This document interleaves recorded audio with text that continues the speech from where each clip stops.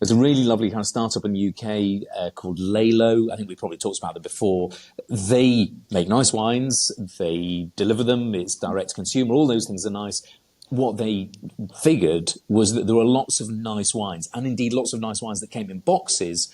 The one big thing was that very few of them, in fact, none of them really made a box that people were quite proud to have out on their sideboard.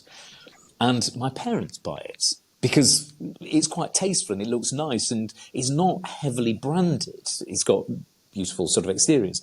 And you'd sort of think, well, that's not a wine thing, who cares about the box? It's all that sort of business. It's the liquid inside that matters.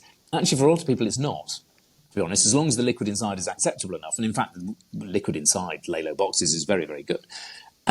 What really matters, what's the deciding tipping point is, do I like opening the fridge and having a nice looking box that I pour my Alvarinho or Sauvignon Blanc from? Is it nice to go and be able to have a box of Malbec outside that I can sort of dip into? And that's exactly this. I mean, it's not...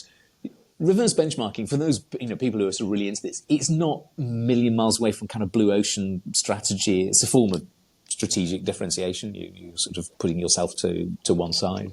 There are, I suppose, there's a few other people, even Clayton Christensen's, his sort of work around the job to be done. I mean, what's the job to be done of a box of wine? It's not just to go and have a nice glass of wine. It's sometimes to be a tasteful compliment to somebody's home.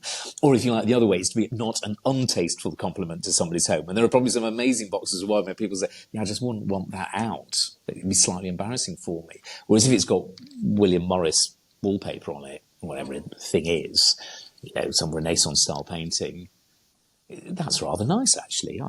It's lovely and tasteful. And then you're looking at how do you segment your market, kind of differently. I mean, I'm in a fortunate position. I do this and I write and talk and so on, but I also co-own a winery in the United States. And one of the things, sometimes it's not necessarily about the packaging or the product or